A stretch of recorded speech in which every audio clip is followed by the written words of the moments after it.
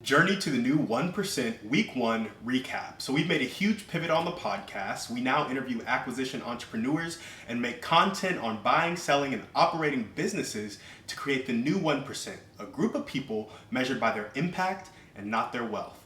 Right now, the focus is buying sober living properties, and we have a solid strategy for sourcing our tenants. It's not Zillow, it looks like Google Ads, SEO, and referral partners from inpatient and outpatient rehab facilities. Most properties cash flow. We just need to pick one, get a private money partner to commit, close it, and start operating so we can learn along the way. Getting approved for financing with a conventional bank or DSCR lender is the biggest mental hurdle right now, and a creative deal, direct to seller, would solve it. The next step is to get a solid 5-bedroom property lined up in Austin or Dallas and shop it around to potential private money partners. Stay tuned for how you can join the new 1%. Now, some of you may be sitting here and you may be asking, what is the new 1%? And so really, what the new 1% is a culture change from people focused on wealth to people focused on impact. Now, why did I think about this culture change? How do you change culture? I'm going to dive into that right now. When I was 14, I got taken out of my house because a real estate investor bought it for pennies on the dollar, which great for him, great for his business model, but it displaced my family, and we had a lot of stress and anxiety there. I made a commitment to myself that I was going to have money in the future. I would be able to provide for my family, financial freedom. Made that commitment to myself. Later, when I was in Charlotte, I was out with some friends doing the whole college thing. I was in college, 19, 20. We were celebrating a birthday in the city. I saw a homeless person. And the homeless person asked me for money. And by this point, I was already a year or two into the entrepreneurial bug. And it frustrated me because when he asked me for money, I was dead broke. There was nothing I could do to help that person. And what I thought in that moment was, had Timmy 5 years ago been about his business, he would be in a better position to help this person standing in front of him right now.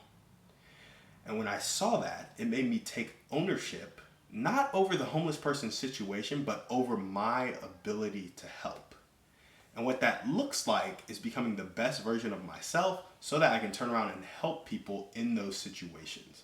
And I want to be able to help them practically. I want to be able to put people in homes. I want to be able to feed them, get them the clean water, help them feel safe, get them into community, teach them the life skills they need in order to provide for those around them and for themselves. And then I want to give other people that energy, other people that bug for impact.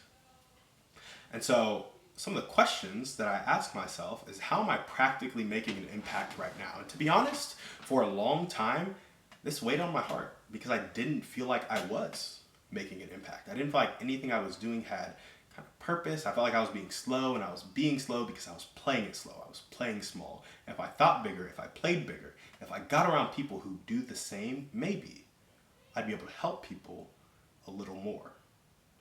Which is why I'm so excited about sober living. Just earlier, I told you guys that the focus would be sober living, and we're marching along. We have some obstacles we need to hurdle over, some people we need to get commitments from, but we're going good. We're feeling solid. And I love it so much because it's so aligned with what I was planning to do in the future anyway. Initially, I wanted to get financially free, buy homes, put people in homes, and help them reintegrate back into society. I just didn't know that I could get paid for doing that today. And so what that looks like right now is sourcing those tenants, buying those properties, and then setting up a structure, setting up a community so that it can go far and they can create life together and they can create a new life together. And so when I'm thinking about the process of sourcing tenants and what that impact is looking like right now, it looks like building relationships with organizations, sober living operators, and most importantly, rehab centers and detox centers.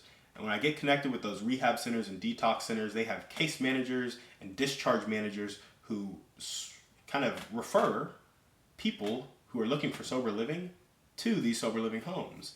And so as I get that tenant flow, I can then get them into my system. And my vision for the impact of sober living looks like a lot of exercise and a lot of accountability. I'm not talking about people just kind of sitting there and saying, hey, did you do your journaling? Hey, did you read your book? No, it's like, hey, let's sit down, let's journal together for 15 minutes, and then let's share what we're willing to share at the end of that 15 minutes for 5 minutes. We're going to have a 20-minute journaling session where we are accountable to each other. And at 6 a.m., we're going to get up and we're going to work out together. And then from 6 p.m. to 7:30 p.m., at 7:30, we're going to have dinner together. But from 6 to 7:30, we're going to do deep work. And that deep work is going to be whatever entrepreneurial skill we're trying to build right now towards whatever impact we're trying to make. Because I have this hypothesis, and I may be crazy, but I think when it comes to changing yourself, you need a lot of things in your environment that are helping you make that change.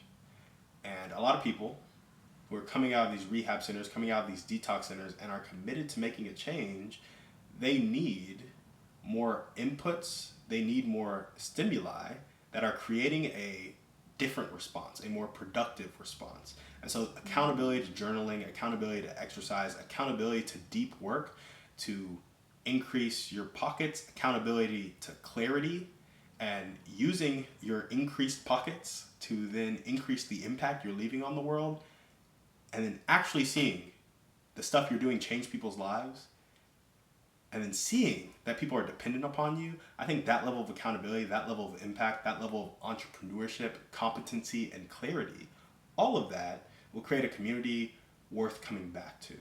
And yeah, they might stay at the sober living property for a year, for 2 years, but then they'll leave with a community of people that they can go out into the world and impact people with. So that's really the vision for the small communities that I'll be building in the sober living kind of business as I scale, because people feel best when they impact others. And if they're out kind of relapsing or doing more drugs or doing more alcohol or going back to whatever their old life was, it's because the new life wasn't good enough. It wasn't enticing enough. So instead of hitting them with the stick towards discipline, let's put the carrot in front of them. And let's make that the most delicious carrot. Let's dip that carrot in chocolate and make sure it's aligned with exactly what they want. Exactly the sprinkles that they want, where they want them, so that they run after that. They run after that carrot. They run after that impact. They run after that new life that they can have with people. So that's really the vision for the sober living model.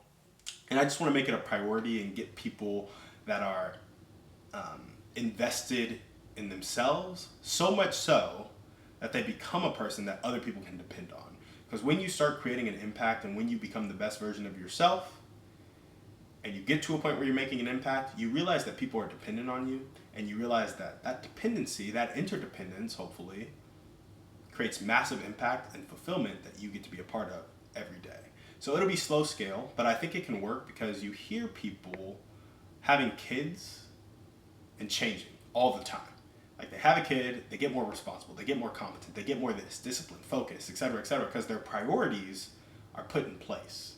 And I think as we allow people in our sober living properties to go out and impact the community together, to build financial freedom together, and then use that to do really cool things together, not only will they build lasting friendships, but it will shift their priorities.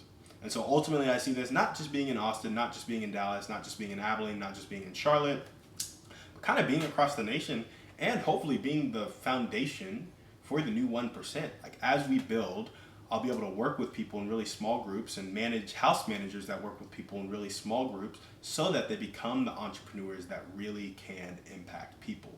And what that looks like is really putting them through the $100 million leads, $100 million offers, power of positive thinking, how to win friends and influence people, the Bible, like getting them this kind of foundation of knowledge in the entrepreneurial world and this kind of fundamental value system. It doesn't have to be Christianity. I would like for it to be Christianity, but where they're leading a life of love. And when you build those two things in people, deadly skillful, deadly loving, and you put those two things together, a very loving and skilled person, they can go out and they can make a lot of change. And so that's why I think it could be the foundation for the new 1%, because the new 1% is people measured on impact, and I'll be able to work with people in a moment where they're trying to change their life and set the foundation for them to now live a life of impact, live a life of love where they're becoming their best selves so that they can help people the best that they can. Anyway, that's the vision. I see it scaling across the nation. I see myself helping thousands of people per year and then launching those thousands to help tens of thousands, hundreds of thousands, millions, billions more. Ultimately, we need a community of 800,000 people that can each give $1 million a year to our endowment. That's what we're trying to do. So when we get these sober living homes at scale and we have thousands of people running through it, hopefully that ripple effect will get us to that 800,000, as well as the media presence from you guys sharing stuff like this. Now, thank you for listening. This was all about my journey. Through the rest of the week, we'll get back to content on how you can buy and sell businesses and just the kind of controversial nature of business, and then how you can use community investing to impact people, which is another part of the vision that I missed out on. You can actually get these people together, have them put their extra income into an LLC, into a pot, and then have them buy a business, and then maybe I operate the business, or we source a CEO to operate the business, kind of share equity, and we're all better off for it, owning these assets that we then increase in value over the years, and people have cash flow coming in that enables them to do what? Make impact. So that's what we got for you guys today on the show. That is the week 1 recap of where I'm at in my journey to being part of the new 1%, and I hope you join me. Thank you guys for watching. We'll see you on the next one. And on that note, we're out.